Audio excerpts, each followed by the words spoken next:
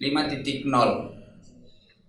Ini adalah satu tema yang sebenarnya sudah umum ya, dibuat dari tahun 2019. Jadi ketika konferensi ekonomi yang diadakan di Swiss, Jepang, terutama melalui Perdana Menterinya Abe, mengemukakan konsep tentang masyarakat 5.0. Apa itu masyarakat 5.0? Mungkin ada yang bisa menjawab? Society 5.0. Ada. Kalau revolusi 4.0?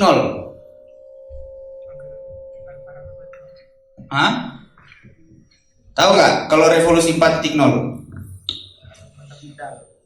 Revolusi digital. Oke. Kalau masyarakat 5.0? Jangan dikarang-karang ya. Oke, revolusi 4.0 digital ya. Berarti kalau dia sudah di 4, berarti ada 3, 2 dan satunya. Tiganya apa? Tiganya apa? Revolusi 3.0 apa? Itu adalah revolusi industri. Semenjak kemudian ditemukannya komputer ya, atau ditemukannya mesin uap lah, kita tarik lebih jauh. Ditemukannya mesin uap, kulkas, percetakan, itu muncul revolusi 3.0. Kalau revolusi 2.0?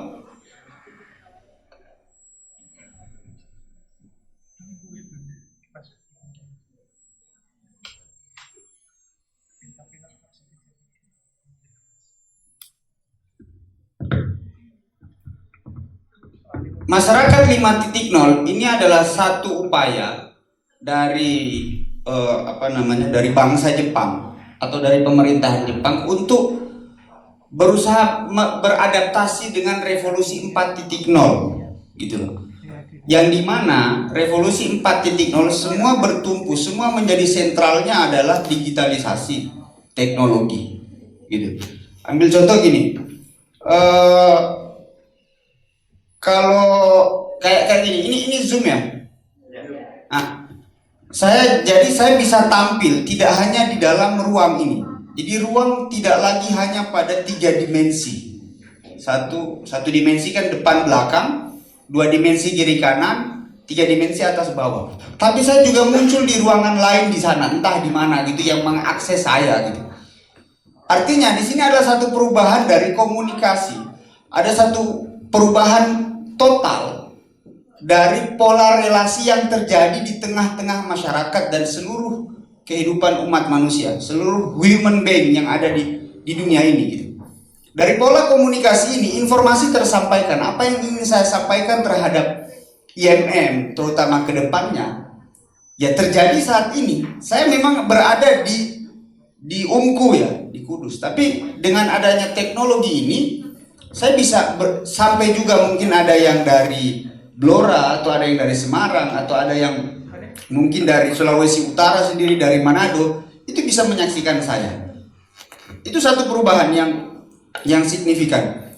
Kalau dulu misalnya anggaplah tahun 2000-an awal itu kita pakai handphone dengan skala kamera yang masih terbilang kecil ya. Masih ya paling banter 4 megapiksel gitu ya. Itu udah kapasitasnya udah dianggap wow gitu. Apalagi ada kamera depan, ditambahkan feature kamera depan untuk kemudian selfie. Itu luar biasa banget. Itu harganya sampai puluhan juta, 10-15 juta pada saat itu dia launching. Nokia terutama. Hari ini iPhone misalnya atau bahkan Samsung itu menambahkan fitur kamera yang megapikselnya itu kapasitasnya, kualitasnya bisa lebih daripada itu gitu. Yang pada saat itu gambar mungkin ketika diperbesar buram-buram ya. Tapi hari ini kita semakin memperbesar justru akan semakin terlihat semuanya. Satu. Akibatnya apa? Industri visual itu berubah juga gitu. Kita menonton film tidak lagi film yang kalau dulu di RCTI itu mungkin ada film kayak setiap siang ya pulang sekolah ada film vampir-vampir gitu. Kita menyebutnya film vampir-vampir. Itu filmnya pasti kualitas kalau sekarang mungkin HD ya, bukan Blu-ray ya, apalagi di atasnya. Nah, kategorisasi seperti itu lebih diketahui oleh teman-teman, oleh generasi saat ini, gitu loh. Kualitas video yang HD, yang cam, yang Blu-ray, lalu di atasnya ada lagi, itu lebih teman-teman ketahui karena teman-teman lebih adaptif di sana. Atau misalnya begini, hari ini pengiriman barang atau untuk memantau satu daerah bisa menggunakan yang namanya drone, yang dahulu tidak ada drone itu, gitu. Nah, kita tidak boleh kaget dengan hal tersebut. Kita tidak juga boleh gagap dengan hal tersebut. Kita harus menyesuaikan diri, beradaptasi. Karena kenapa? Zaman benar-benar berubah. Atau apa yang disebut sebagai disrupsi. Di tahun lalu, tema milad ataupun tema grand design daripada IMM itu adalah kolaborasi kan? Iya nggak? Yang senior-senior ada nggak di sini? Cabang itu ada nggak? Yang dari cabang Kudus ada nggak? Oh, udah pulang. Di tahun lalu tema IMM itu kolaborasi. Kolaborasi ini adalah solusi daripada disrupsi. Disrupsi itu perubahan secara fundamental, tiba-tiba. Kalau kemudian kita tidak mampu untuk menyesuaikan diri, maka kita bisa kebingungan, bisa kaget dan bisa tertinggal. Ambil contoh begini, dulu Aquarius, ada salah satu industri musik judulnya Aquarius, bangkrut hari ini. Karena kenapa? Pelaku bajakan, YouTube, jokes, apalagi Reso, ya kan? Itu Spotify gitu. Itu begitu sangat diminati sekarang. Orang tidak lagi membeli atau mendengar musik ada di keping-keping CD, nggak ada. Sekarang orang semuanya lari ke aplikasi. Maka bagi para penyanyi, bagi para entertain, ketika dia membuat musik dia harus larikan ke sana. Dulu orang membuat sesuatu bagi orang kaya itu melihat bahannya. Orang kaya itu nggak mau kalau dia pakai dari kain biasa gitu. Dia inginnya cuma dari kulit buaya, dari kulit ular gitu, tasnya dari kulit ular yang memang benar-benar asli. Tapi kalau kemudian kita harus mencari bahan baku seperti itu sangat susah dan sangat sulit. Maka kemudian ditetapkanlah satu bentuk daripada bisnis yang disebut dengan branding. Branding ini adalah disruption, perubahan dari marketing. Orang tidak perlu lagi menyewa banyak orang untuk dipekerjakan ya menjadi marketing yang ayo apa enggak. Dia hanya perlu membangun brandnya ini untuk menjadi besar dan digunakan oleh tokoh-tokoh publik.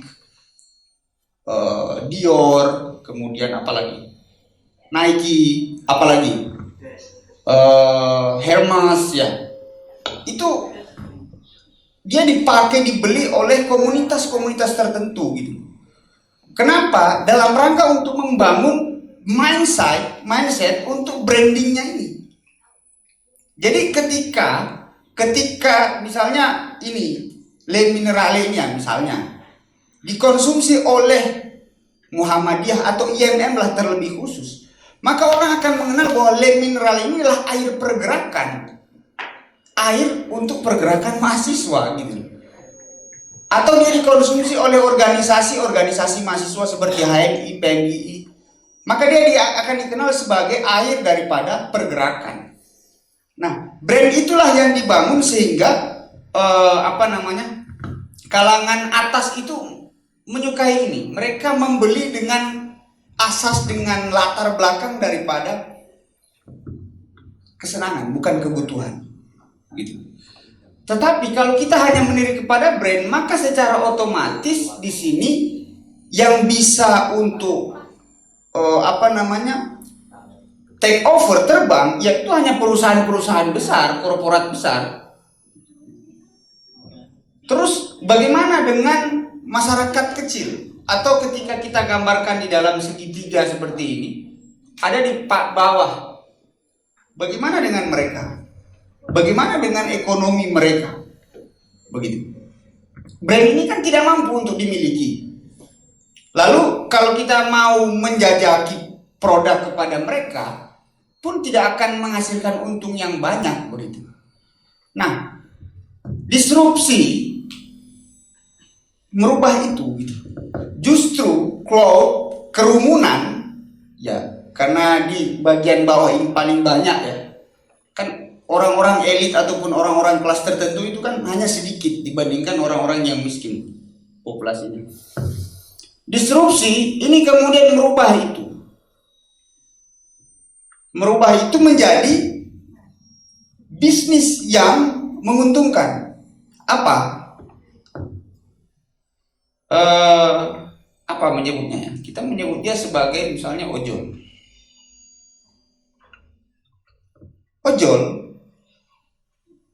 Ojol itu adalah satu perusahaan yang valuasinya setiap tahun lebih tinggi dibandingkan Garuda Airlines.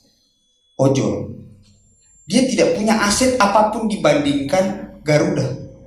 Garuda punya puluhan ratusan pesawat. Tapi kalau ojol, apapun, apa dia punya aset motor? Nggak ada. Asetnya cuma aplikasi. Tapi valuasi itu adalah perhitungan dari kumpulan usahanya. Itu lebih besar dibandingkan Garuda Airlines. Dan menjadi salah satu unicorn di Indonesia, mendapatkan suntikan dana yang besar untuk beberapa tahun ini.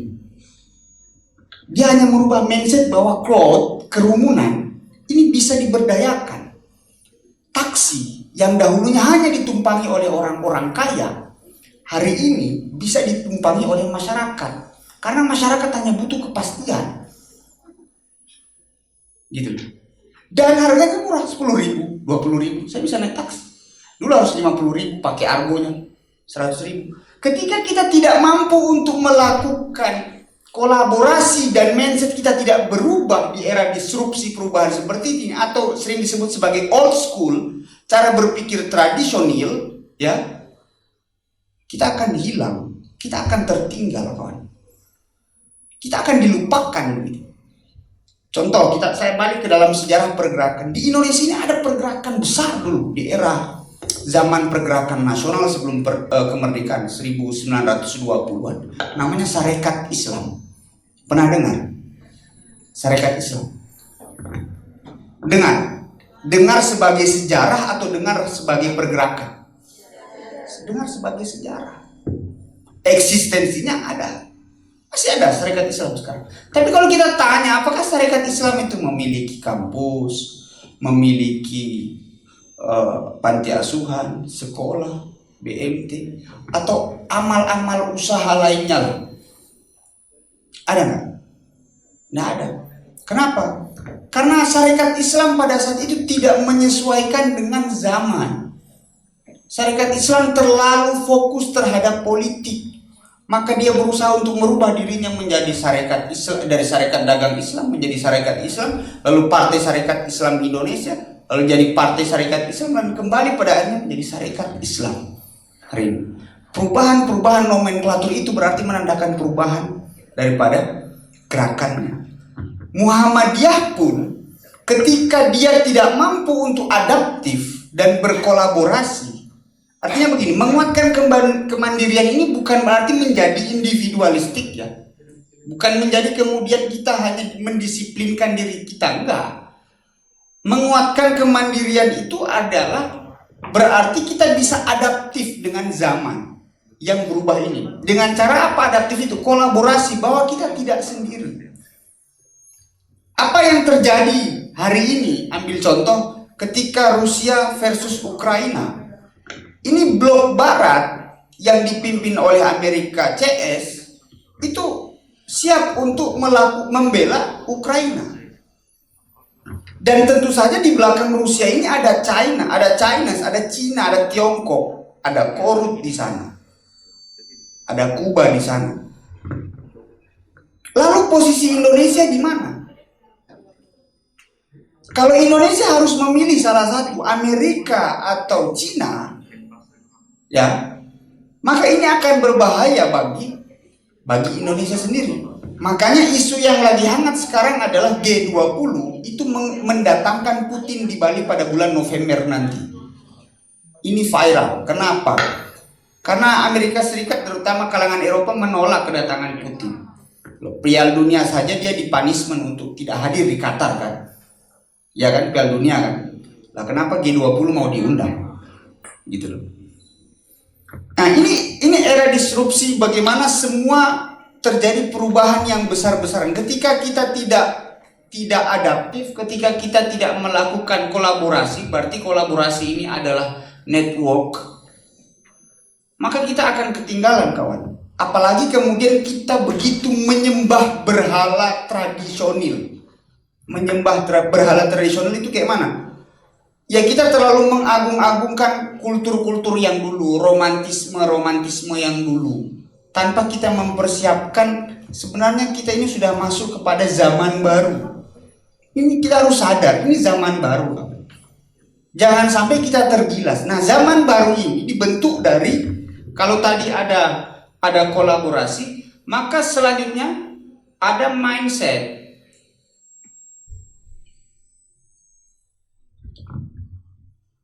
Mindset ini kemudian kita hubungkan dengan Karl Mannheim. Karl Mannheim itu punya teori namanya teori generasi. Jadi sosial kita ini ya samalah kayak ini masyarakat 5.0. Sosial kita ini terbentuk dari generasi. Misalnya begini, kelahiran bapak ibu kita yang dilahirkan tahun 60 atau 70-an, mereka pasti dibesarkan pasca perang pada saat itu, zaman susah atau sering disebut zaman berjuang, ya kan? Itu zaman PKI, gitu. Indonesia lagi berusaha membangun negaranya, biar masih pertama berdiri Indonesia itu kan, ya baru pemilu kedua berarti 1955, terus tragedi 65. Orang yang lahir pada seputaran itu dia merasakan zamannya adalah zaman berjuang. Maka di sepanjang hidupnya dia akan memiliki mindset bahwa hidup ini adalah perjuangan dan kemapanan, ya kan? Maka dia akan meminta kepada anak-anaknya, nek koe kerja dadio PNS. Pasti selalu seperti itu.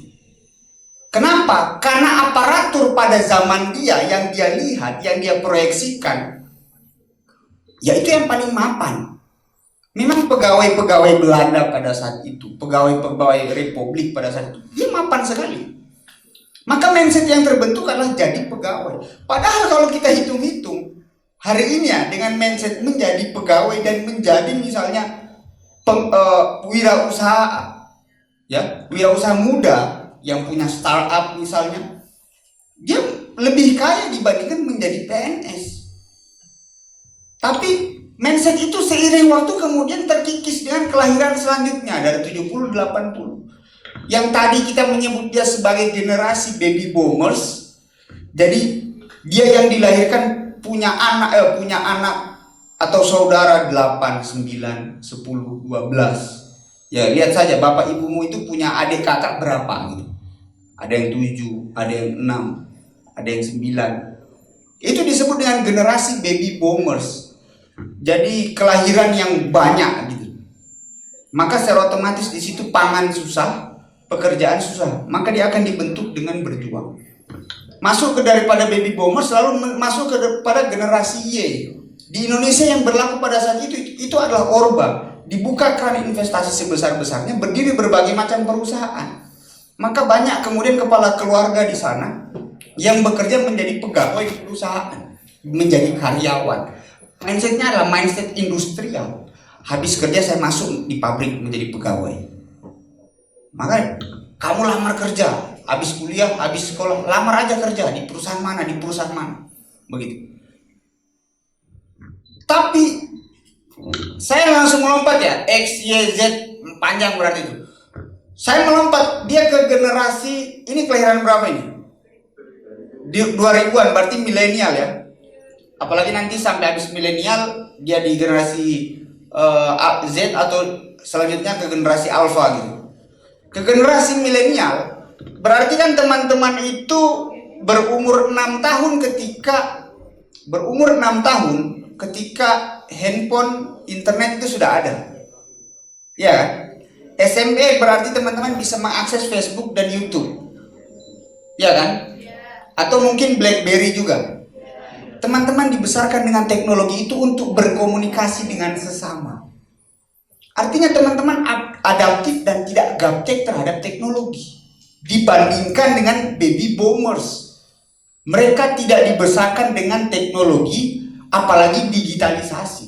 Internet saja baru masuk di tahun 90-an dan semakin sempurna di tahun 2010-an. Teman-teman sebenarnya yang bisa lebih adaptif, yang bisa untuk melakukan kolaborasi dan memiliki mindset terbuka gitu. Maka masyarakat 5.0 ini bisa terbentuk karena masyarakat 5.0 ini mensyaratkan antara dunia digital dan dunia kita, atau antara metaverse dan universe ini saling terciptanya simbiosis gitu. Bukan justru universe ini dipindah ke dalam metaverse, bukan. Atau sebaliknya metaverse menjadi universe, gendeng gitu loh. Tapi antara universe dan metaverse ini saling terjadi simbiosis mutualisme. Kita tidak dikendalikan oleh teknologi, kita tidak dikendalikan oleh digitalisasi. Tapi kita dan digitalisasi saling bekerja sama. Karena kenapa? Jepang membaca dalam revolusi 4.0 ini akan menghasilkan apa yang disebut sebagai artificial intelligence. Artificial intelligence ini sudah mulai terbentuk. Misalnya algoritma Facebook ya. Teman-teman jangan berpikir bahwa Facebook itu hanya sekedar media sosial yang teman-teman upload story, foto, video, berada di mana, ditaruhkan posisi. Jangan hanya teman-teman berpikir itu hanya sesederhana itu. Dia punya algoritma di dalamnya yang bisa membaca, mendengar, dan diajak berkomunikasi. Karena dia bisa berpikir gitu. Di hari ini semuanya serba artifisial, semuanya serba buatan, pasar buatan. Ya. Pasar buatan contohnya di mana sih? Shopee. Shopee, kamu datang ke Shopee, buka aja di sini Shopee kan. Semuanya ready. Lazada, apalagi Tokopedia, semua ready. Ya, kamu mau beli sayur, baju, apalagi, semuanya ada. Itu ya tidak bisa kalau jodoh dicari di situ. Itu pasar buatan. Kemudian apalagi tempat bertemu ya, tempat bertemu itu sudah tidak lagi mempergunakan ya kita datang ketemuan ngobrol, enggak. Sekarang ada video callan, pakai WA, ya kan, kirim foto. Kalau telepon mah udah biasa. Jadi jarak semakin lebih dekat. Dulu kan kalau lebaran itu nggak bisa kita video callan 5 gitu, nggak bisa gitu. Atau ada Zoom ini yang bisa satu RT pun kita ajak Zooman kan bisa gitu. Selamat Idul Fitri gitu kan. Kalau sekarang bisa. Market pasar buatan, lalu dunia buatan dengan adanya metaverse melalui Oculus yang ditanamkan, yang dipakaikan di otak kita bisa memegang seperti air.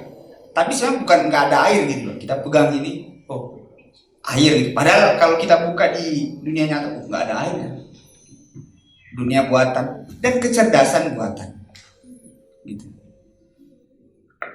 Hari ini zaman berubah. Kalau kemudian bangsa kita, organisasi kita, kader-kader kita tidak mempersiapkan ini dan kita kungkung mereka dengan cara pikir tua, old school namanya istilahnya, dengan tradisi-tradisi yang itu ketinggalan zaman, boy. IMM itu nggak akan lagi diminati walaupun di rumahnya sendiri gitu loh, di kampusnya sendiri. Kenapa?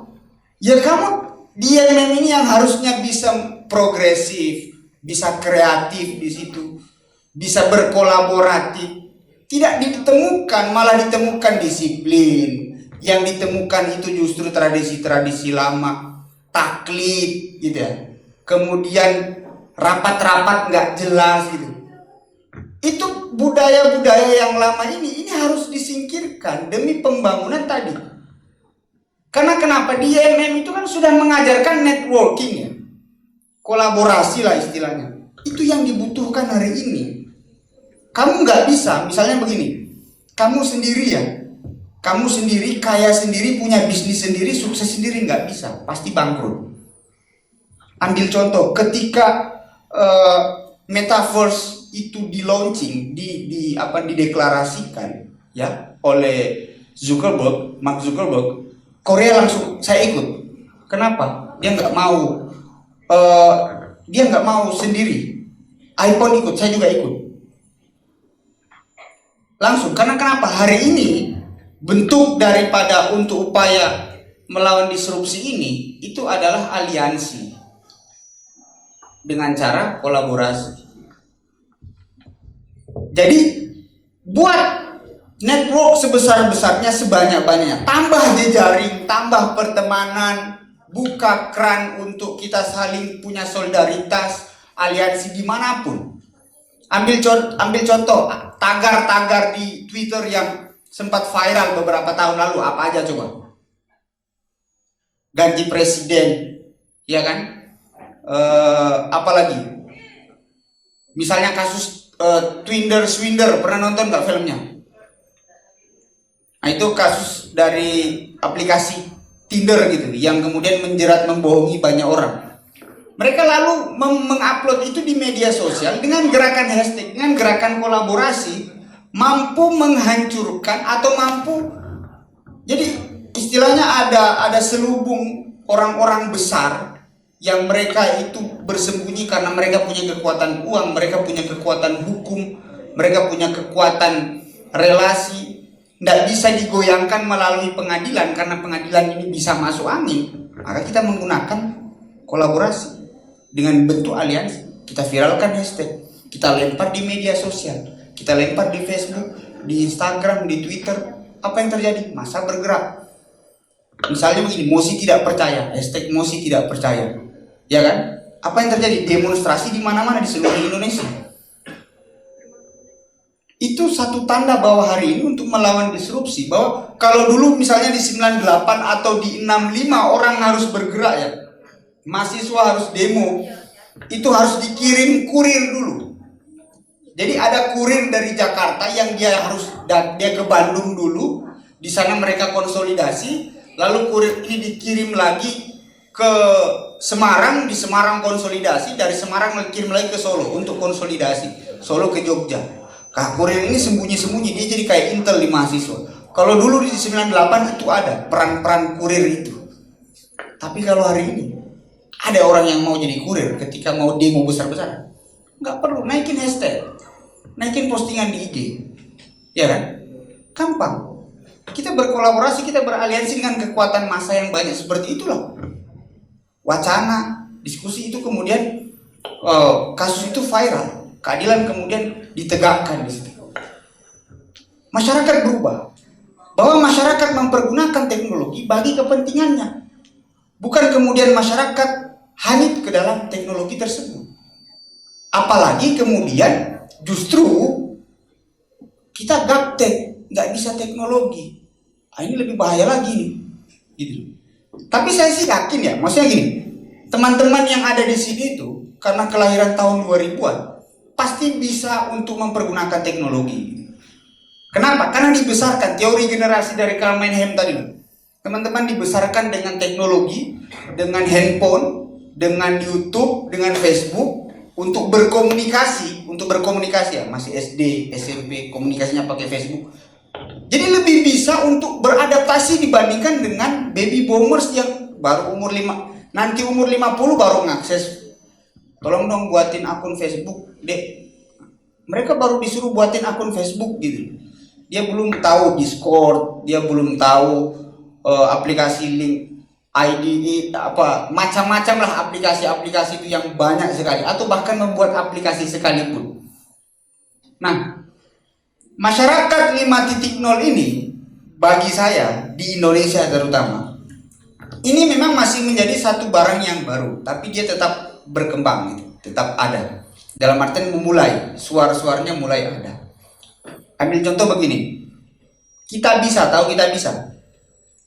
Kita bisa itu salah satu aplikasi yang berupaya untuk memindahkan penggalangan dana yang dulu diadakan di masjid-masjid atau panitia baksos yang turun ke jalan itu. Kita ya kan? Ya memang kalau biasanya baksos kan turun ke jalan kan, bawa apa panas-panas itu kan. Sekarang nggak perlu kayak gitu boy. Kau daftar di aplikasi, kau taruh gambarnya, kau taruh deskripsinya. Butuh dana berapa sekian? Transfer. Dalam jangka waktu berapa? 30 hari. Tapi yang ini harus jelas loh penanggung jawabnya, bukan asal-asal. Oke. Daftar dulu akunnya. Terverifikasi, gas. Lebih gampang, lebih simpel. Dan itu bergerak di bidang sosial. Ada lagi nggak ide-ide seperti itu? Ada lagi nggak kemudian inovasi seperti itu? Bagaimana kalau asuransi? Nah, terkadang terkendalanya di situ adalah ketika kita berhimpitan atau bahkan bertemu dengan negara. Apakah negara mau memfasilitasi ide ini atau tidak? Undang-undang lalu lintas misalnya, di taksi ada argo. Undang-undang lalu lintas menyebutkan argo di situ. Padahal argo ini sifatnya teknologi, artinya dia bisa berubah. Kenapa undang-undang yang harusnya sifatnya bisa tetap mempergunakan kata teknologi yang berubah sewaktu-waktu? Aturan kita tidak adaptif di sini. Nah, ini yang perlu kita lakukan sebagai juga mahasiswa yang melek dengan wacana, melek dengan pemikiran, bahwa sekarang zaman itu berganti, zaman berubah. Kalau teman-teman tidak ikut berubah mindsetnya, gerakannya, ya kita ketinggalan zaman. Dan pergerakan kita ini adalah satu percikan kecil bagi pergerakan bangsa kita, gitu. Kenapa pandemi ini dibangun ibu kota negara baru? Pasca pandemi bukannya untuk memperbenah ekonomi, kok dibangun IKN? Teman-teman setuju nggak dibangun IKN? Kenapa? Kenapa nggak setuju?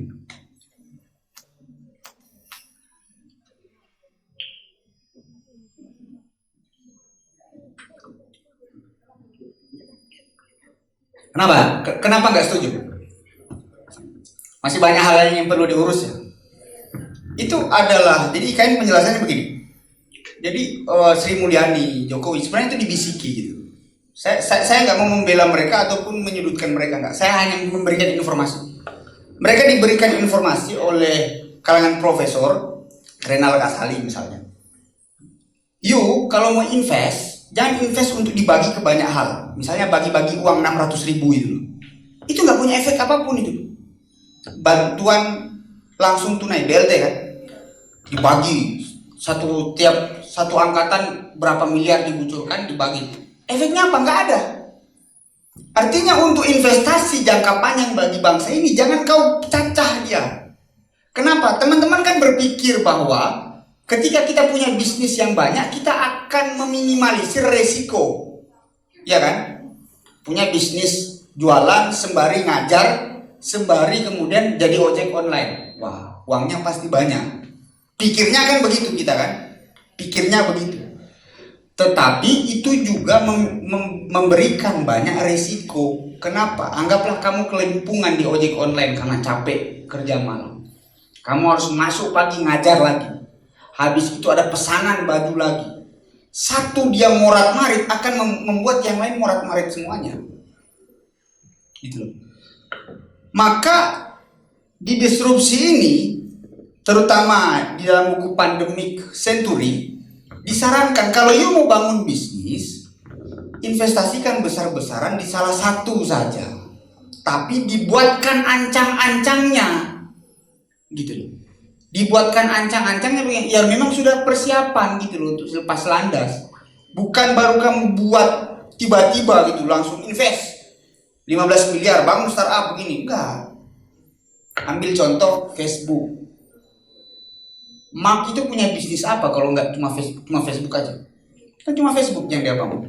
Habis Facebook menjadi besar, Instagram, WhatsApp diakuisisi, dileburkan ke dalam Facebook. Bukan sebaliknya itu menjadi perusahaan sendiri-sendiri, enggak. Dileburkan ke dalam Facebook. Yang itu menjadi holding yang besar. IKN itu punya kasus yang serupa gitu. Dia ada upaya untuk lepas landas bahwa kita investasi besar-besar di IKN. Pandemi ini diperkirakan habis dalam 4 tahun. Karena udah lewat 2 tahun, berarti sisa 2 tahun. Habis itu apa gitu? Apa yang akan dilakukan oleh negara ini? IKN ini sebagai perwujudan untuk berupaya melakukan pemerataan ekonomi. Alasannya seperti itu.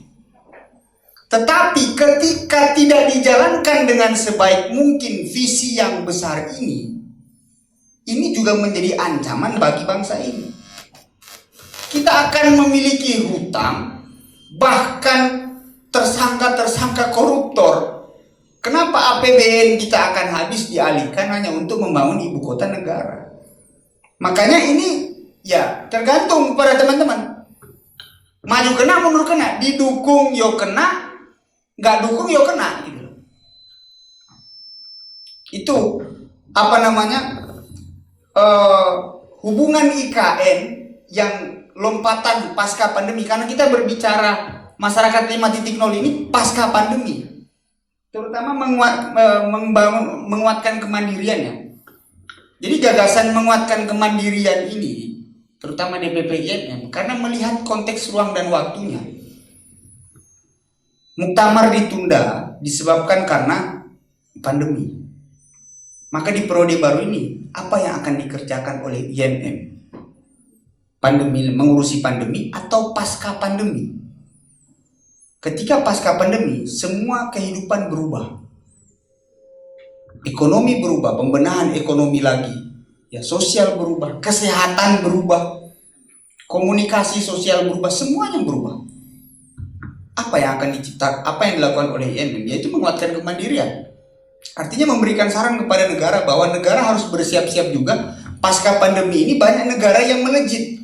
Bisnis masker itu akan semakin masif, ya. Bisnis alkohol terutama untuk hand sanitizer juga itu akan masif, ya. Bisnis APD itu akan semakin masif. Negara melihat ini nggak sebagai pemasukan bagi Indonesia. Pasti itu akan menjadi pangsa pasar yang besar, gitu loh. Ambil contoh di Kudus ini ada nggak perusahaan yang memang fokus untuk menciptakan APD. Di sini kan membuat batik, membuat kain lah ya. Ada nggak? Nggak ada ya. Di Solo ada, Sritex misalnya. Dia akan lebih banyak fokus ke sana, berarti membutuhkan perusahaan yang lain untuk menyerap tenaga kerja membuat APD, dan itu akan menambah pemasukan bagi negara. Artinya pasca pandemi ini akan memberikan pelajaran bahwa industri kesehatan itu akan menjadi industri nomor 1. Lalu industri teknologi ini juga akan menjadi industri nomor 1, di mana memberikan peluang kepada kita untuk bisa ya sukses di sana. Artinya ya tadi kita harus adaptif. Karena ketika kita tidak adaptif, kita tidak akan mampu menjadi masyarakat 5.0. Tapi maksudnya gimana ya? Kalau kita bilang kita ini masyarakat 5.0 juga belum sampai sih. Maksudnya mungkin masih 3.0 ya. Oke lah, teknologi hanya beberapa, tapi kita itu bukan lebih banyak konsen ke dalam masyarakat sains gitu loh. kita adalah masyarakat sosial. Kita berkumpul karena kepedulian, gotong royong, gitu kan. Coba lihat, banyak sekali pengemis yang jadi kaya raya karena kita punya belas asih kita, saya kita kasih dia, padahal dia nipu kita. Gitu. Kita masyarakat yang banyak fokus ke sana dibandingkan dengan masyarakat Eropa, Jepang, yang mereka itu adalah masyarakat sains. Apa-apa mereka ukur dengan sains. Gitu. Sehingga lebih banyak teknologi yang berada di sana. Nah, modalitas sosial ini, inilah yang kita manfaatkan, kita pergunakan. Membangun gerakan, membangun jejaring, membangun bisnis, membangun apapun. Termasuk suburnya organisasi yang ada di Indonesia ini, banyaknya kadernya, yaitu karena memang ciri dari bangsa kita ini adalah ciri sosial gitu loh. Artinya harus ada social planner gitu. Pembangunan daripada jiwa-jiwa sosial yang kemudian membangun bangsa ini. Tidak hanya berbicara dari tidak hanya kemudian kita mengkader, kita diskusi saja, enggak. Tapi kita harus melihat jejaring, kita melihat pertemanan, networking, kolaborasi dengan pergerakan lain, kolaborasi dengan organisasi lain untuk mengerjakan satu tugas yang besar. Ini yang kita butuhkan. Kita tidak lagi bermain pada domain-domain doktrin, pada domain-domain ideologi. Ideologi, doktrin apapun itu hanyalah sekedar pewacanaan. Yang kita tahu lalu kita berusaha untuk melakukan satu upaya kreativitas di situ. Kreativitas ini dalam rangka untuk membuat gerakan ini semakin maju. Bukan kemudian kita paksa para kader-kader kita ini menjadi orang yang hanya ditarik hidungnya bagaikan kambing congek gitu. Enggak. Nah, daripada itu, maka secara otomatis teman-teman pasti akan menjadi mandiri. Teman-teman pasti tidak akan bergantung pada pada kampus misalnya, pada cabang gitu misalnya, pada PDM gitu. Enggak. Tapi teman-teman karena punya relasi yang banyak tadi, ya, terbuka dengan berbagai macam organisasi, berbagai macam pergerakan, maka teman-teman bisa untuk membangun dirinya sendiri. Dan ini juga berlaku untuk individual, untuk setiap orang. Siapapun yang punya banyak teman, banyak saudara, memiliki silaturahim yang kuat, pasti banyak rezeki. Ya kan? Itu teori, bukan teori, itu hadis yang menjadi teori saat ini gitu. Perbanyaklah silaturahim, maka kamu akan memiliki banyak rezeki. Karena kenapa? Ini era disrupsi. Ketika kamu tidak, jadi nggak ada lagi persaingan kompetitif gitu. Kalau masuk PNS kursinya 5, kamu pasti saingannya 2000 gitu kan. Nggak mungkin kerjasama. Kan kursinya cuma 5 nih. Terus ada yang daftar 2000 orang. Sudah, kita kerjasama yuk. Masuk ini. Gimana caranya bisa masuk kita semua? Kan nggak mungkin. Pasti yang ada adalah kompetisi di situ. Kita saling injak, saling menghancurkan, saling curang, bahkan ada yang berani bayar. Di kompetisi kok menghalalkan segala cara. Hari ini ngapain kita memilih jalan yang seperti itu? Yang pada akhirnya menang jadi arang, kalah jadi abu. Mending kita kerjasama. Gitu. Sama-sama kemudian sukses, sama-sama kemudian maju. Ya kan? Memangnya ketika kamu menang, terus sudah jaya gitu, selesai urusan hidupmu? Kan enggak. Hidup masih terus berjalan. Tapi dengan kita kerjasama, kita punya banyak relasi, kita punya banyak teman, kita punya banyak networking, kita bisa membuat maju bareng semuanya. Apa-apa kita diskusikan bareng, kita bergerak bersama-sama. Kita buka jaringan di mana ada masalah, banyak yang bantu, di mana kemudian kita banyak kelebihan, kita membantu, sebaliknya. Itu saling topang menopang semuanya. Nah, ya hari ini mindset masyarakat 5.0 itu ya Mas, ya temanya adalah kolaborasi. COVID-19 berapa menit lagi? 5 menit ya. COVID-19 kalau tanpa dipersiapkan, misalnya gini. Coba kalau perang Rusia Ukraina dulu misalnya di awal-awal Covid. Terus kubunya Rusia Cina ini pertama kali menemukan vaksin. Dia nggak mau bagi. Oh nggak usah, saya temukan vaksin efektif 99%.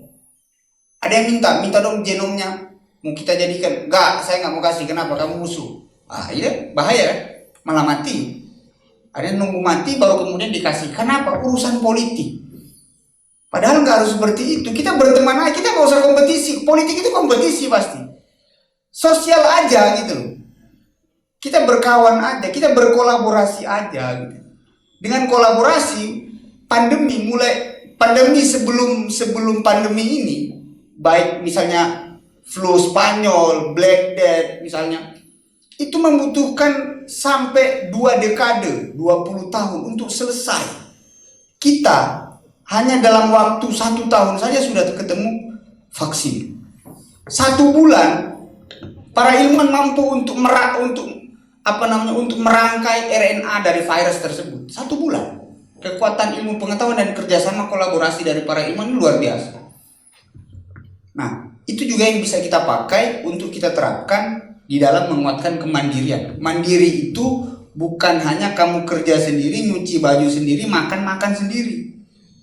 Tetapi ajaklah temanmu nongkrong, yuk kita bahas sesuatu yang bisa membuat kita kerja bersama-sama. Gitu loh. Mandiri harus dirubah polanya. Bukan pada akhirnya menjadi orang yang galau, noleh gitu, wibu, tukang penyendiri, ya kan? Adanya di sudut-sudut lemari gitu kayak tikus. Enggak.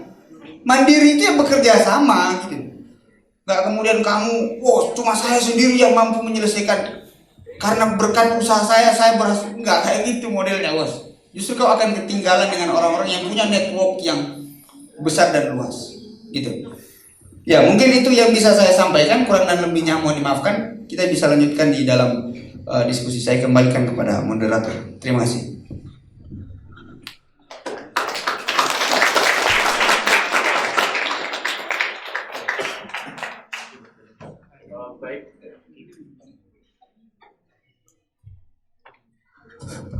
Baik, terima kasih atas penyampaian materinya dari Imawan Mario yang sangat luar biasa tadi.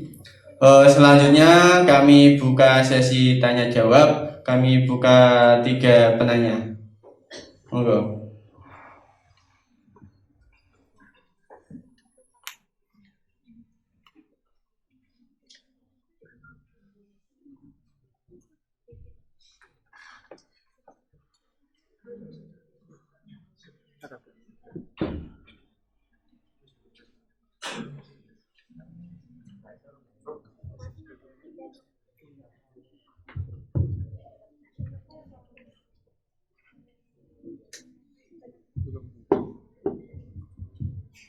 Assalamualaikum warahmatullahi wabarakatuh. Kenalkan, nama saya Norma Abdul Razak dari IMM Azikar. Di sini kita bertemu di seminar. Mas Mario sudah menyampaikan banyak hal. Kita sudah diajak berselancar di sebuah tema yang diangkat dari ada 1.0, ada 2.0, 3.0, 4.0, and 5.0. Dari 4.0 sendiri di digital kita sudah mengenal banyak teknologi, apalagi ada startup yang besar, ada Facebook yang didirikan oleh Mark Zuckerberg, ada Apple oleh Steve Jobs, ada Samsung dari Lee Cheng-bul. Kita sudah mengenal banyak teknologi. Lalu dilanjutkan agar kita itu tidak terlalu fokus ke teknologi, ada 5.0, era society. Jadi gini mas, saya pernah diajak ustadz saya menonton sebuah video di mana nanti dunia ini 2030 atau 2050 ke depan, semua kehidupan di dunia ini akan diganti oleh robot, oleh teknologi. Semuanya akan berganti menjadi kaca, menjadi teknologi-teknologi yang sangat mutakhir.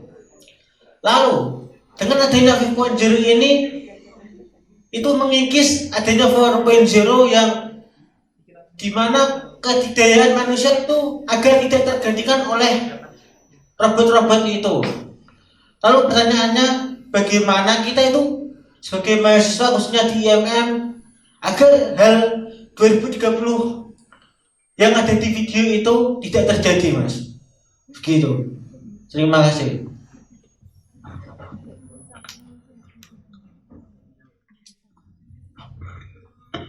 Tes. Jadi nanoteknologi robotika itu sebenarnya sudah ada sekarang gitu. Tapi untuk dimasifikasi jadi masif di masyarakat memang belum, terutama di negara Asia Tenggara, Indonesia lah terutama. Itu memang belum. Tapi hal itu akan terjadi gitu. Dan bagaimana kita menghindari itu? Kita tidak perlu menghindari gitu. Kalau kita menghindari, kita tertinggal, kita mati, kita jatuh. Akan beda hal kalau kemudian sama misalnya begini. Orang dulu di tahun 90 80 mereka begitu takut ada satu alat komunikasi yang tanpa kabel gitu bisa menyambungkan dan kita bisa melihat wajah orang lain tadi benua lain mana. Nggak mungkin itu. Nggak mungkin ada satu alat yang bisa seperti itu gitu. Kita bisa bertemu walaupun jarak jauh. Sekarang dibuktikan. Kalau kita didoktrin untuk takut, kalau kita didoktrin untuk wah itu kafir, itu buatan kafir, pasti manusia pasti akan masuk neraka kalau begitu. Itu sengaja didesain seperti itu agar umat Islam ini ketinggalan zaman. Agar umat Islam ini menjadi orang-orang terbelakang dan bodoh. Karena kenapa? Rata-rata sumber daya alam paling terbesar di bumi ini ditempati di daerahnya umat Islam. Indonesia hari ini begitu sangat ditakuti oleh baik Eropa Timur ataupun Barat, baik blok Timur, blok Barat lah. Blok Timur itu ada Cina, blok Barat berarti ada Amerika. Kenapa? Karena punya cadangan nikel terbesar di dunia. Nikel ini berfungsi sebagai baterai HP. Sekarang siapa yang tidak pakai HP? Bahkan ada upaya ekspansi besar-besar untuk membangun motor pakai baterai, motor listrik, mobil listrik. Berarti membutuhkan nikel kan itu kan? Iya kan? Ya di mana lagi? Indonesia. Jokowi bisa dengan kemaki mengatakan saya akan undang Putin bulan November. Karena kenapa? Dia tahu kalau dia embargo nikel ini nggak akan dikasihkan kemana-mana. Kolaps teknologi. Nah, robotika itu sudah terjadi. Ambil contoh begini. Hari ini misalnya kayak di rumah sakit di Amerika Serikat lah. Itu kalau untuk mengecek peredaran. Jadi kalau kita kan harus perawat ini kan harus tahu. Wah, ini dia ini apa namanya? Arterinya mana ini? Atau venanya mana ini? Vena besar apa vena kecil? Kan dikira-kira gitu. Di sana udah ada punya alat pengukur. Tinggal di-scan aja. Tek. Nah, tusuk. Selesai. Lalu onkologi untuk misalnya mencari di usus ini apa namanya ada sakit apa dia dimasukkan nano chip dia bergerak cari. Sekarang lebih canggih sekarang.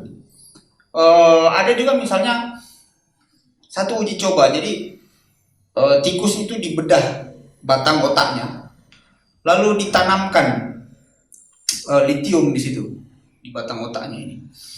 Nah, yang dia kendalikan itu adalah hormon. Jadi kalau kamu ngeremot dari sini, suruh ke kiri, kamu akan mengeluarkan hormon dopamin. Jadi dia akan senang. Oh, saya tak ke kiri ya. Jadi itu ikut kata hati. Ke kiri, bahagia gitu. Tapi ketika jangan ke kiri, suruh ke kanan, maka dia akan mengaliri, membanjiri otak dengan kortisol, stres, ketidaksukaan gitu. Jadi tikus ini bisa kemana-mana, kita kendalikan di sini pakai remote control, nggak lagi pakai robot gitu. Itu bisa. Maka kemudian muncul pertanyaan paling besar. Jadi kesadaran manusia itu apa? Apakah hanya rangkaian listrik yang ada di sinaps di otak kita atau apa gitu? Itu memang pada menjadi perdebatan filosofis. Tapi paling minimal bahwa kesadaran apakah nanti kesadaran ini bisa dipindah pada robot? Gitu. Memori kita di rangkaian sinaps ini ya kita ambil tentu saja dengan teknologi untuk mendinginkan otak karena kematian sejatinya kan bukan kematian jantung ini kan hanya alat pacu darah saja. Kematian sejatinya kan ada di otak.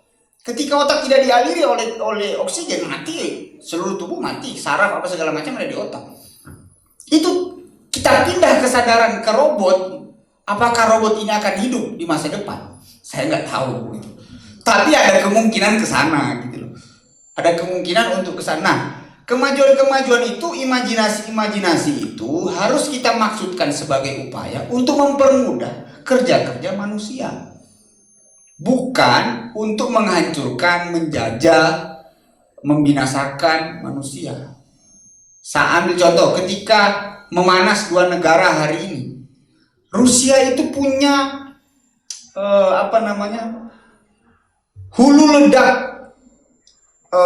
rudal 6.300, lebih banyak Amerika 5.800. Itu ada nuklir tentu saja di situ. Itu kalau negara ini saling serang dengan nuklir, kawan-kawan, yang nggak kena ledakannya, kena radiasinya paling minimal, mati juga. Anak-anaknya itu pasti cacat. Uranium nuklir di satu sisi memberikan dampak bagi tenaga pembangkit listrik yang murah dan besar. Tapi di sisi lain ketika digunakan untuk perang, begitu banyak miliaran jiwa pasti akan mati. Maka teknologi ini pisau bermata dua. Artinya setiap sama inamalah yusri yusro. Jadi setiap ada kemudahan bersamaan dengan kesulitan gitu. Jadi bukan setelah ada kemudahan maka ada kesulitan, bukan setelah itu, karena di situ menggunakan ma'a yusri yusro gitu. Jadi bersamaan ini barang ini. Ketika ada kemudahan pasti ada kesulitan. Ketika ada hal yang baik menguntungkan positif, pasti juga ada yang buruk yang menghancurkan. Nah, ini yang kita antisipasi dalam artian begini.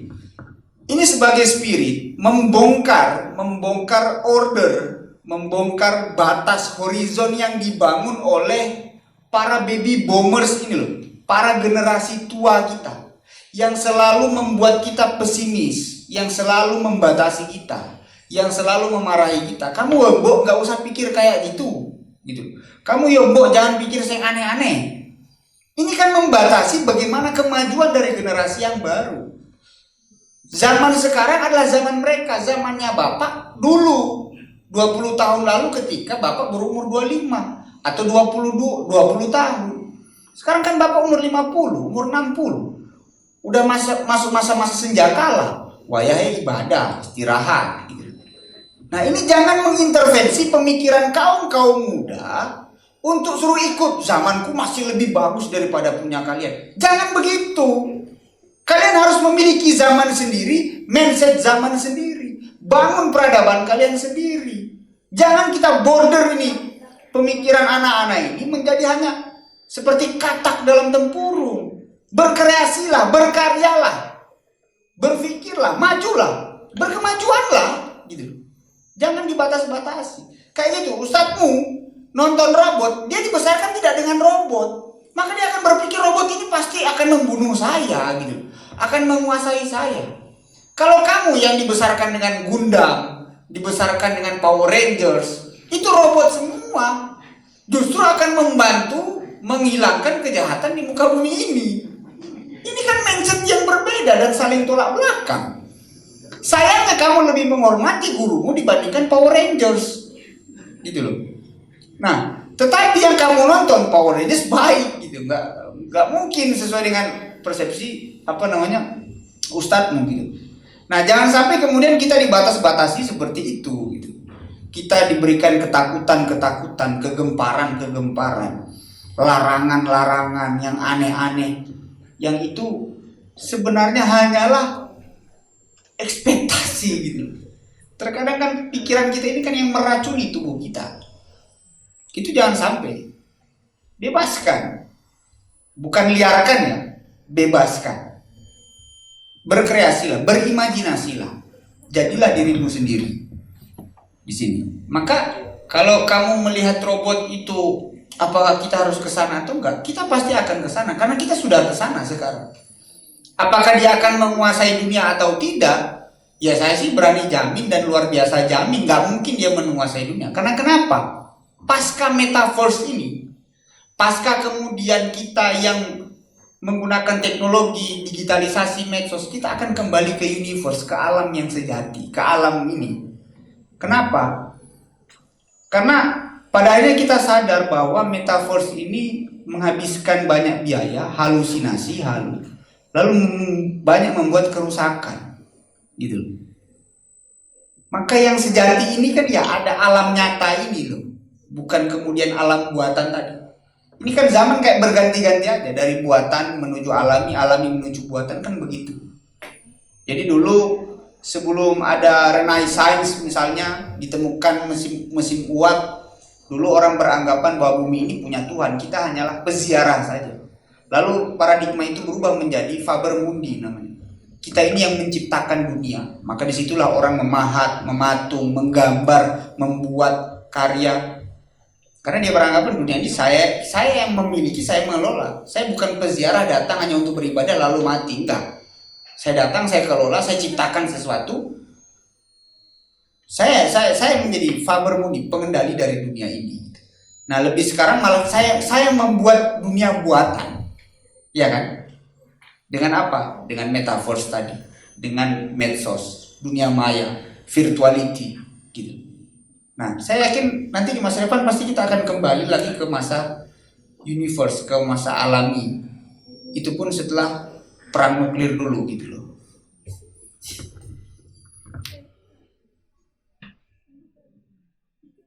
Oh, baik, terima kasih. Kita beri tepuk tangan dulu.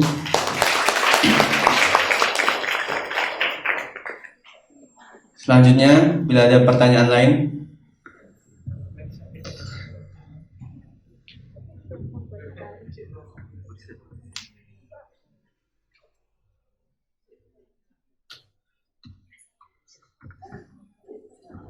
Baik, Assalamualaikum warahmatullahi wabarakatuh. Perkenalkan, nama saya Rika Kumalasari dari PKIMM Arabani Universitas Muhammadiyah Kudus. Izin bertanya. Tadi kan sudah dijelaskan bahwa era 4.0 itu tentang revolusi industri dan era 5.0 itu tentang society. Nah, society atau adanya integritas di dunia maya dan di dunia fisik. Seperti itu. Nah, pertanyaan saya sesuai dengan tema milad kali ini, yaitu membangun kemandirian pergerakan Ikatan Mahasiswa Muhammadiyah. Bagaimana sih cara kita sebagai anggota IMM untuk dapat menyongsong? Bagaimana cara kita, effort kita untuk dapat menyongsong di era industri dan di era society itu? Terima kasih.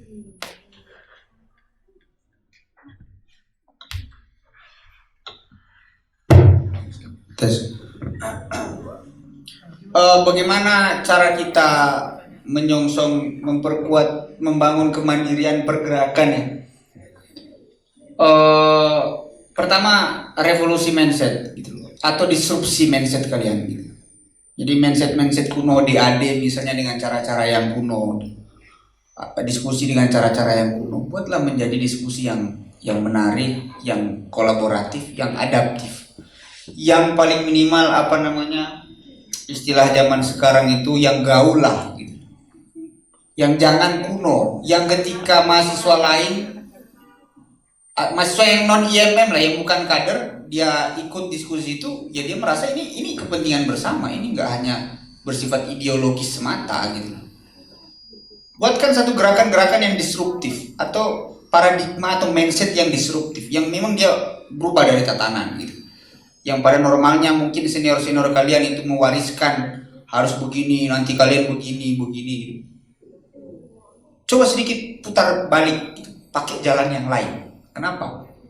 Ya ini zaman kita mas, yang kita ingin yang terbaik, yang adaptif, yang humble gitu, yang humble aja. Nah, itu satu, disrupsi mindset. Yang kedua kemudian diasporakan kolaborasi, diasporakan networking, diaspora. Jadi kamu jangan hanya terkungkung di dalam IMM saja gitu loh. Bertemanlah dengan teman-teman PMII, HMI, HMPS, BEM, komunitas apalah mahasiswa Ngapak, mahasiswa Banyumasan, mahasiswa Solo, buka itu, keran itu. Begitu juga dengan IMM, jangan hanya tertutup karena IMM Robani merasa punya ungku, Jadi IM Robani hanya di Ungu saja, nggak mau kemudian coba saya tandang dulu ke mana, ke Salatiga, ke Klaten, gitu, komisariat apa di sana, atau ke komisariat misalnya yang ada di Sukoharjo atau Solo, ya bisa silaturahmi di sana, ya kan? Atau bahkan ke komisariat PMII atau ke HMPS, kemana gitu. Bertandanglah, berkolaborasilah. Ayo yuk kita buat diskusi bareng, atau kita buat pemeriksaan gratis bareng, atau kita buat pelatihan bareng. Intinya berkolaborasi.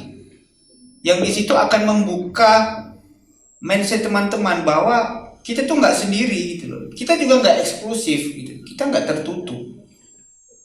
Nanti teman-teman akan merasakan bahwa sebenarnya kita sama-sama saja bergerak, cuma metode yang kita pakai ini berbeda. Tempat start kita juga berbeda. Tapi sebenarnya kita punya tujuan yang sama, membangun bangsa ini, membangun umat ini, membangun kemanusiaan gitu. Intinya begitu. Nah, itu udah berapa nih? 2. Terus yang paling terakhir adalah ketika teman-teman sudah melakukan diaspora ataupun networking ya, berkolaborasi, maka yang teman-teman lakukan selanjutnya itu adalah konsisten, gitu aja. Karena kadang nggak konsisten gitu. Ada yang ngusul ya, orang kan biasa kalau yang pinter cangkeman di IMM itu kan ngusul ya. Setelah usulannya tinggi segini, hilang dia. Ada yang begitu. Ada pula yang kemudian rajin sekali dia kerja ke sana ke sini, muntung dia, hilang lagi. Kalau udah ada yang kemudian jatuh cinta di IMM, ternyata orang itu nggak mencintai dia, muntung, hilang lagi. Ini hal-hal yang sering terjadi di dalam organisasi gitu. Tapi jangan sampai hal-hal remeh-temeh seperti ini membuat hal-hal yang lainnya seperti tadi, diaspora, networking, kolaborasi hingga disrupsi paradigma dan mindset itu hancur semua cuma gara-gara begitu. Gitu. Makanya di sini kemudian para pimpinannya itu menyadari betul kita akan kemana, kita tujuannya apa. Itu dulu kesadaran diri yang dibangun. Ketika teman-teman tidak memiliki kesadaran diri, maka tidak akan pernah bisa bergerak. Gitu. Pimpinannya tidak menyadari apa yang hendak saya lakukan. Saya nggak tahu mau bawa kemana gini, dan akan seperti apa. Gitu. Sama kayak individu lah kita. Ketika kita hidup, saya nggak tahu mau ngapain ya. Habis kuliah ngapain ya? Habis kerja ngapain ya? Tujuan hidup ini apa sih? Kok aku nggak tahu. Itu pasti akhirnya bunuh diri dia. Kenapa? Nggak punya harapan. Orang kalau 5 menit aja nggak ada harapan, dia akan berakhir di tiang gantung atau di tali gantungan, bunuh diri. Maka harus ada harapan di sana, walaupun hanya mengharapkan orang, tapi bertepuk sebelah tangan. Nggak apa-apa, tapi ditaruh harapan gitu loh. Nah, jangan sampai kemudian teman-teman itu menghilangkan harapan-harapan yang sudah digantungkan kepada pimpinan. Gitu. Itu yang bisa saya memberikan saran kepada teman-teman Ar-Rabbani. Karena pasca berorganisasi pasti akan terasa tujuan dari berorganisasi ini apa sih? Itu tidak bisa dijelaskan. Itu sama kayak kamu beriman lalu ditanya efek iman itu apa sih gitu. Ya gimana? Ya nggak bisa dijelaskan gitu. Atau kamu mimpi, kamu jelaskan ke dia bahwa kamu bermimpi bertemu Nabi Muhammad. Dia nggak mungkin percaya. Ya nggak apa-apa. Nggak penting juga kamu percaya atau enggak. Tapi yang paling penting kamu mengalami itu satu perjumpaan mistik yang membuat hidupmu mungkin bisa berubah ke depannya menjadi lebih baik dengan berkader di IMM. Mungkin itu karena terlalu banyak saran nanti malah nggak dilakukan, sama kayak tadi ditimbun di setinggi gini kan, habis itu hilang. Nah, yang biasa cangkeman di komisariat itu musuhnya tinggi, banyak kritik apa segala, habis itu hilang dia. Nah, itu jangan. Nggak usah, 3 itu aja ya. Ya, makasih. Terima kasih. Selanjutnya, silakan.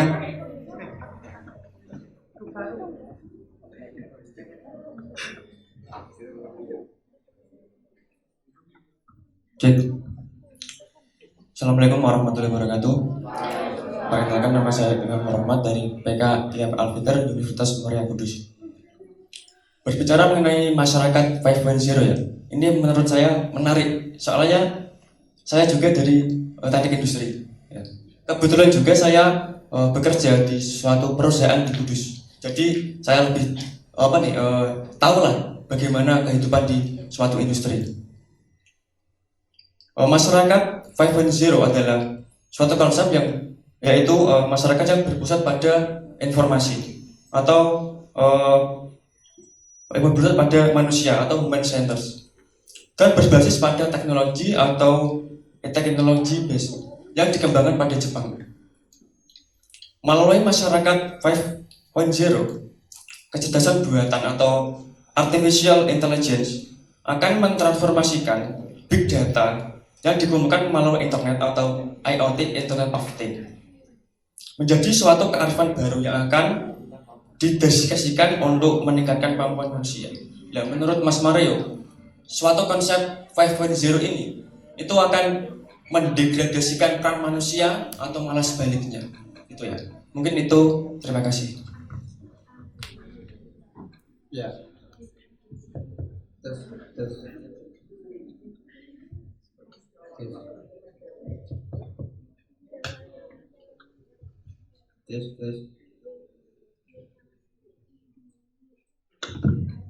Tes.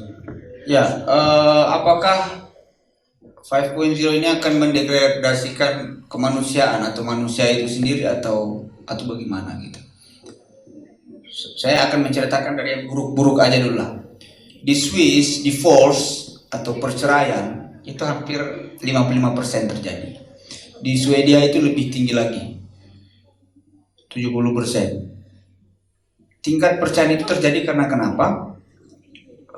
Attack, serangan dari aplikasi dating gitu loh, Tantan, Tinder, Badoo, apalagi bahkan WhatsApp, Facebook, Instagram. Semua orang hari ini menggunakan medsos, bahkan mulai dari orang yang pacaran sampai pasutri gitu. Hanya saja kemudian apakah medsos ini dia maknai sebagai upaya untuk melihat dunia, mempermudah dirinya, atau justru dia melupakan dunianya dan dia menjadi seperti muda lagi. Dia tidak sadar dia ini posisinya apa gitu. Ya kalau dia seorang istri ya dia harus sadar, saya istrinya orang, saya bermedsos dengan hati-hati gitu. Bukan saya anak muda lagi gitu. Nah ini banyak terjadi perceraian karena disebabkan aplikasi-aplikasi seperti itu. Apakah karena gaptek atau karena kemudian apakah karena gaptek atau memang sengaja mempergunakan aplikasi teknologi ini untuk menjalankan misi perselingkuhannya? Wallah alam bisawab, semua punya niatan masing-masing. Tapi perlu diketahui, perceraian itu hal yang bagi bangsa ini itu berbahaya, bagi semua bangsa. Kenapa? Pilar dari bangsa adalah keluarga. Ketika satu keluarga itu mengalami divorce, secara otomatis anak-anaknya menjadi tidak jelas juga. Ekonomi menjadi tidak jelas. Mereka pasti akan kemana dan lain sebagainya menjadi tidak jelas. Kalau dia sampai pada tataran 70% perceraian begitu tinggi, perselingkuhan di mana-mana, tidak ada kesejahteraan yang dibangun, tidak ada pendidikan, transfer ilmu pengetahuan di dalam situ, tidak ada transfer moral di dalam situ, tidak ada transfer nilai dalam situ. Maka manusia-manusia ini dididik dengan media sosial, dibesarkan dengan media sosial. Dan apakah mereka akan mengulang hal tersebut untuk mengalami perceraian juga? Anak yang dibesarkan oleh keadaan, oleh broken home, hanya gara-gara aplikasi, gitu. Jadi jangan sepelekan itu. Orang nge-like lalu kau baper, orang komentar lalu kau ikut.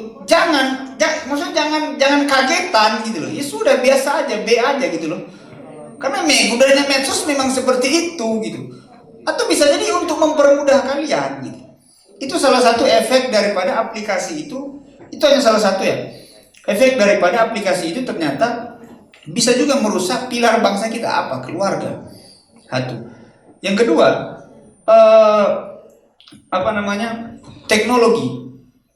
Kamu pasti akan membeli teknologi dari suatu negara. Ini tadi mikro, sekarang ke makro, ke negara. Ketika Indonesia membutuhkan teknologi, baik persenjataan, kimia, ya industri, apapun lah, pasti akan memilih mau ke Cina atau ke Amerika, gitu loh. Kamu memilih teknologi di salah satu blok itu, berarti kamu akan ikut ke situ. Sayangnya ketika kamu sudah memilih salah satu di antara blok tersebut, kalau kamu berani macam-macam, taruhannya adalah keamanan negara kamu. Apa yang terjadi misalnya di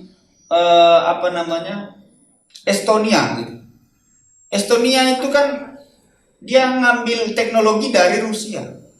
Dia bengak-bengok terhadap Rusia, langsung dimatikan listriknya dari Rusia, mati total, nggak bisa ngapa-ngapain. Karena teknologi dari Rusia. Nah, kita bangsa ini mau milih teknologi misalnya militer, alutista, ngambil dari mana? Kalau bisa pemetaannya jelas gitu loh. Ya itu sudah dipikir filosofinya, sudah dipikir tujuannya, sudah dipikir efeknya, dampaknya, politik hubungan luar negerinya itu sudah dipikir. Itu tugasnya sana lah mereka lah. Tapi kan sebagai mahasiswa kita juga harus mengetahui, ya benar. Jangan main-main gitu loh. Karena isu Rusia versus Ukraina ini bukan hoax atau hanya sekedar apa di media sosial, ini benar terjadi gitu. Kita juga ikut memberikan masukan-masukan di medsos tersebut, misalnya dengan membuat status kepada bangsa ini bahwa kepada pemerintah bahwa ya jangan main-main dengan jabatan Anda gitu loh. Bahwa teknologi ini juga memiliki bagaikan mata pisau ganda yang ketika disalahgunakan ataupun tidak tahu digunakan atau digunakan dengan baik juga punya efek-efek yang lain. Tapi saya sih kalau saya memang saya melihat bahwa pada akhirnya misalnya kayak nuklir, mereka mungkin beralasan membuat menambang ataupun menyimpan nuklir itu untuk energi pembangkit energi tenaga nuklir gitu, memantik listrik tenaga nuklir. Oke. Tapi perlu diketahui bisa jadi itu pun dipersiapkan untuk ngebom negara lain ketika terjadi perang. Kalau sudah perang itu terjadi, perang nuklir, habislah manusia akan kembali lagi. Bukan lagi nggak ada tuh metaverse. Kenapa? Database big data ditanam di tanah, dibom, hancur semua.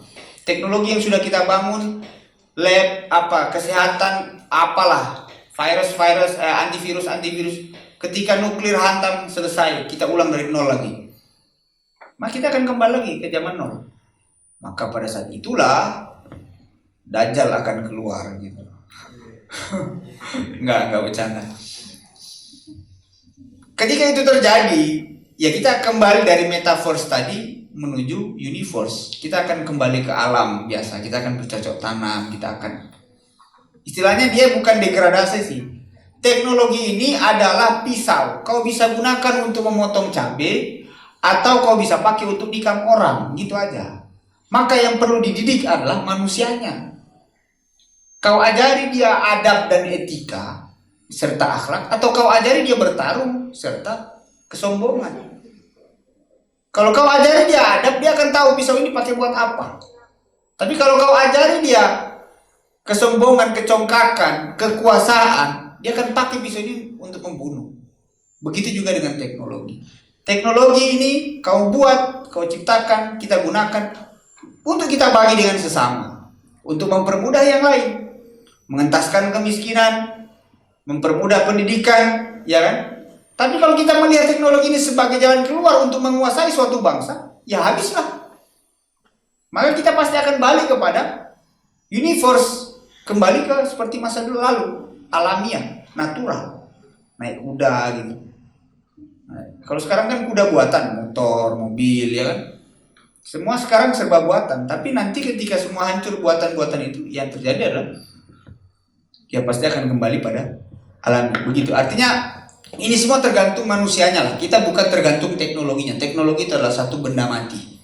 Gitu. Artificial intelligence sekalipun all of things gitu semuanya, semua serba internet, itu semua hanyalah sebuah benda mati, tidak memiliki kesadaran. Yang punya kesadaran hanya manusia. Gitu loh. Maka ketika manusia ininya baik, ya akan baiklah teknologi ini digunakan. Tapi ketika manusianya buruk, buruklah yang akan dia gunakan. Mungkin itu yang bisa saya berikan jawaban. Terima kasih.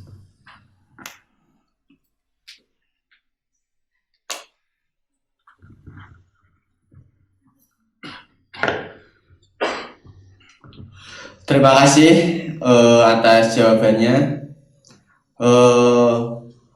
Teman-teman masih pada semangat? Ya, ma'am. Ya, ma'am. Ya, ma'am. Untuk sesi tanya jawab kali ini saya cukupkan. Saya akan membacakan sedikit kesimpulan dari materi yang disampaikan oleh Imawan Mario tadi. Untuk menghadapi zaman di era society 5.0 sebagai pembaharuan yang menempatkan manusia sebagai komponen utama di dalamnya, bukan sekedar hanya pasif komponen seperti era revolusi industri 4.0, tapi adanya pembaharuan pada era tersebut dapat menghasilkan nilai baru dengan elaborasi dan kerjasama pada sistem informasi dan teknologi yang juga meningkatkan kualitas sumber daya manusia yang dibutuhkan atau human capital. Dalam menghadapi society 5.0, kemampuan memecahkan masalah kompleks dan dapat menjadi problem solver bagi diri serta orang banyak. Kemampuan untuk berpikir secara kritis bukan hanya sekedar dalam kelas, namun juga dalam kehidupan kemasyarakatan dan di lingkungan sekitar agar timbul kepekaan sosial serta kemampuan untuk berkreativitas. Kita udah memasuki penghujung acara pada kali ini. Marilah kita tutup acara diskusi kali ini dengan bacaan hamdalah bersama-sama. Alhamdulillahirabbil alamin. Saya sebagai moderator, apabila ada kesalahan saya mohon maaf sebesar-besarnya. Billahi fisyabil haq fastabiqul khairat. Wassalamualaikum warahmatullahi wabarakatuh. Selanjutnya waktu dan tempat kami berikan kepada MC kembali.